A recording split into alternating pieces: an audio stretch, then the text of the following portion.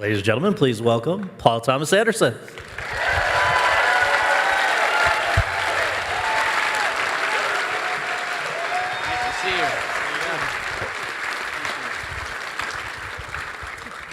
Thank you for being here. Well, thank you for having me, Scott. Absolutely, absolutely. Well, this wonderful film marks a return for you to a place where you've set a number of the films that I mentioned earlier, which people love, San Fernando Valley. What is the history for you of that place, and why do you keep returning to it on film?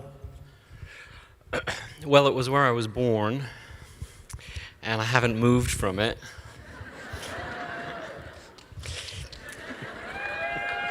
That's a good reason.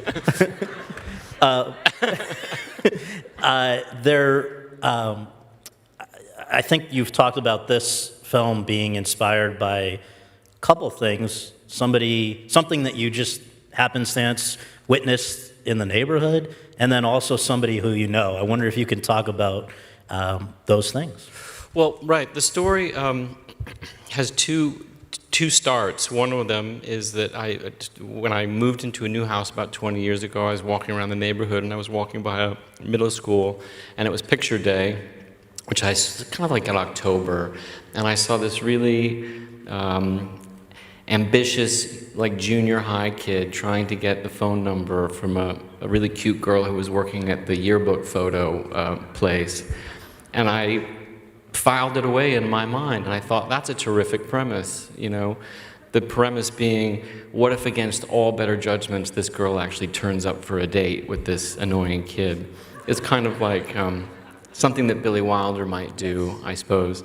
And then I have a friendship with a guy named Gary Getzman, who's a producer. He worked for Jonathan Demme for many years, and Gary has had a very colorful life. He started at a very young age. He was a child actor in the San Fernando Valley. We grew up in the same neighborhood. And Gary's the kind of guy who will say something to you one night while you're drinking. He'll say, "Did I ever tell you about the time I was arrested for murder?" And you'll say, like, "No, but I'd love to, tell me about it." And then he'll tell you, "Did I tell you about the waterbed store that I opened when I was, And so he's one of these characters that's just full, every story. And then you talk to his friends and you realize, as much as he is lying a little bit, these are all kind of true stories. So my friendship with him, after Jonathan Demme died, we were spending a lot of time together. I just finished shooting Phantom Thread, and I was hearing all of these stories about their relationship and his youth, and somehow the connection between these two random stories ended up making sense.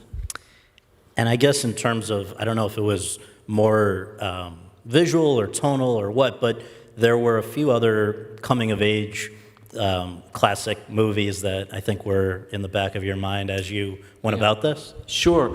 Well, I think that, maybe whenever you start off and you're making a film, I imagine this happens to most filmmakers,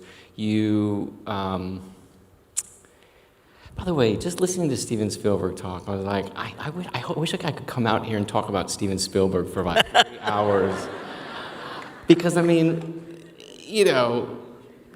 there's Hitchcock and there's Steven Spielberg, it's crazy. It's so incredible. And I liked you listing off my credits. That was nice. But imagine if somebody said you directed Jurassic Park and Schindler's List in the same year. It's pretty unbelievable. I can't remember the question. Let's talk about the fact that the two principal stars of your film, who we just saw, as far as I know, had never really acted in any professional capacity whatsoever. Obviously, Cooper Hoffman, there's a almost like a family relationship there. Nobody, I think, has starred in more of your films than his late great father, Philip Seymour Hoffman. But less known is how you come to,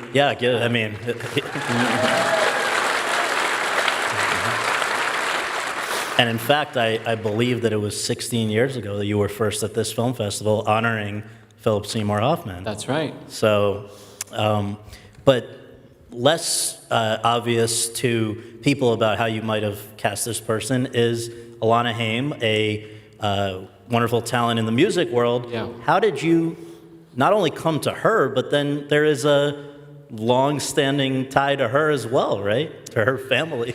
There is. There's a long-standing tie and a very long, convoluted story. But the short version of it is that when I was 7 years old, in school, I went to school with like really tough teachers, and they were usually older, and they had white hair, and they were not friendly. And then we had an art teacher who had the most beautiful long brown hair, and she taught me how to paint, and I was a horrible student, but in her class, I was a good student. And I remembered her forever. Her name was Miss Rose, Miss Donna Rose, and she made such an impression on me that I kept all these paintings that I'd made with her all through my adult life. Flash forward to about 35 years later, 3 girls started a rock band, and I saw them on television, and they all looked like Miss Rose. And it turned out that their mom was Miss Rose.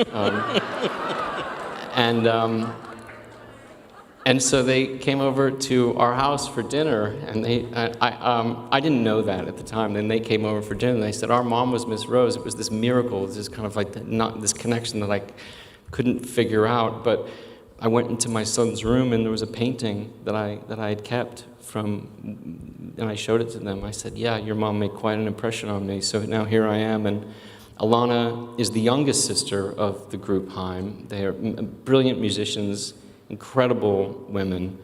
And in the course of working with them, it just kept coming back to me that Alana could be this girl that I'd seen with this annoying kid on picture day.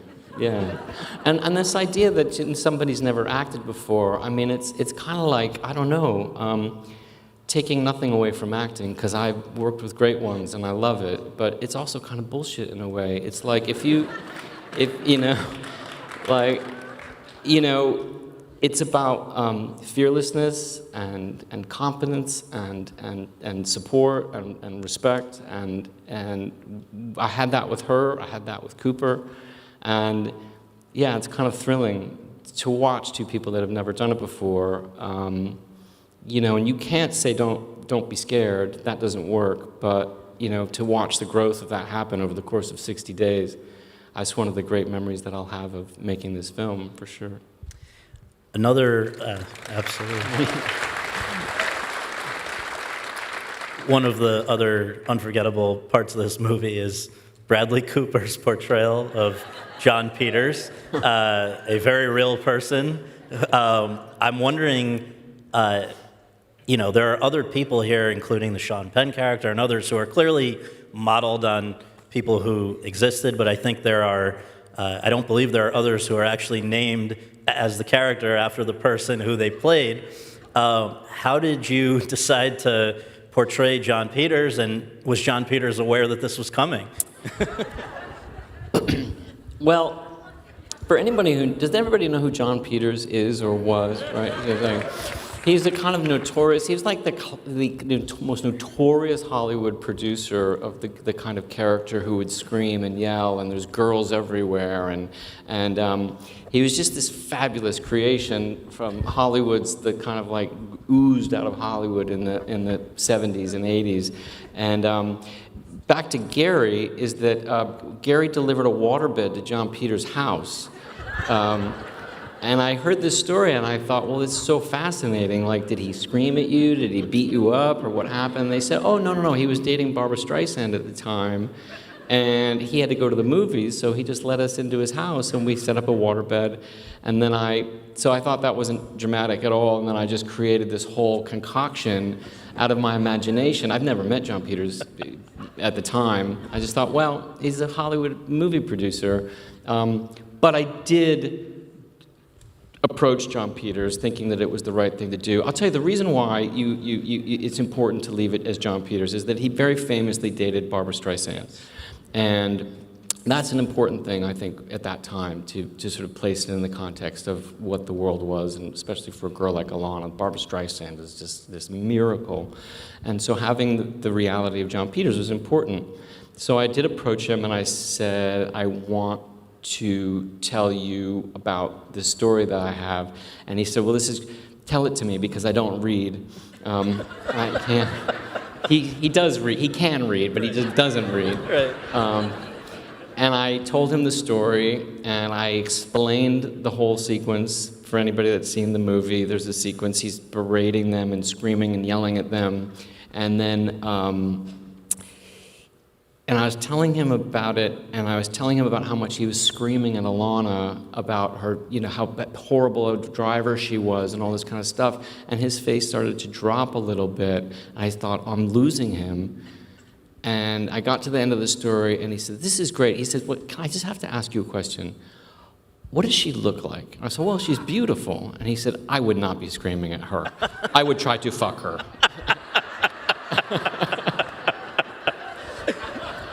I said, thank you, Mr. Peters. I'll take that, and I'll make a script note, and that's a much better idea of what we should do.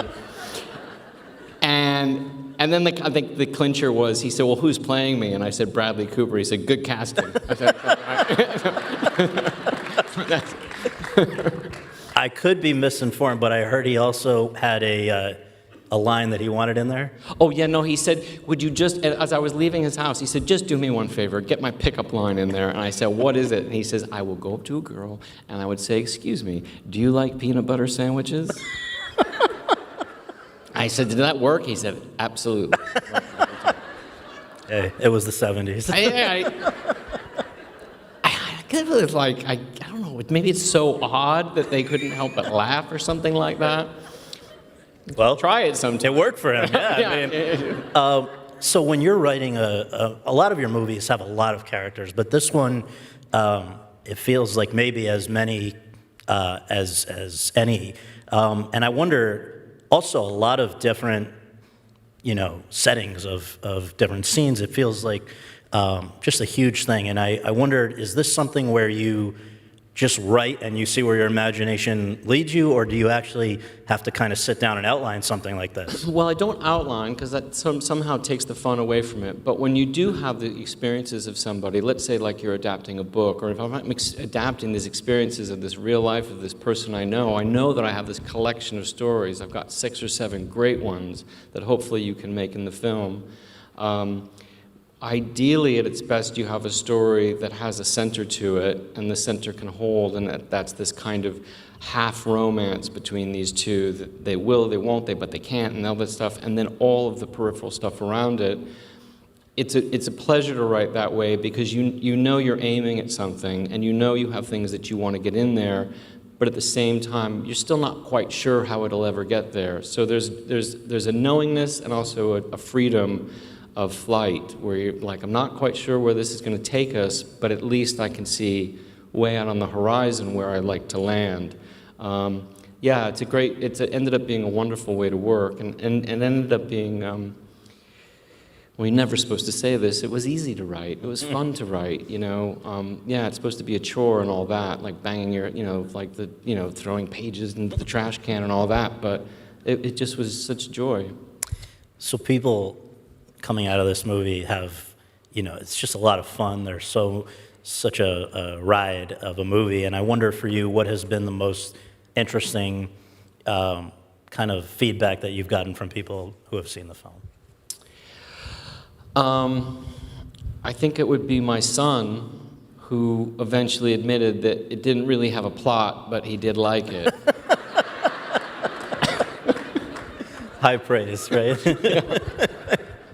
Well, but he'd been watching it for like 8 months in the editing room and never said one word until finally it came out. And he said, can I tell you guys something? He said, don't take this the wrong way, but there's no story in this movie. Well, it's not wrong. It was hard to argue with. I said, good point, well made. Well-trained young man. I'll try and raise him right. Yeah.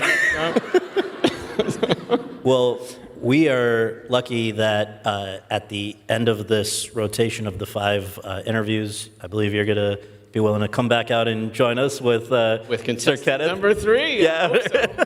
Yeah. No, so this is not the end. This is just for now a pause. Thank you so much for this, and we are gonna.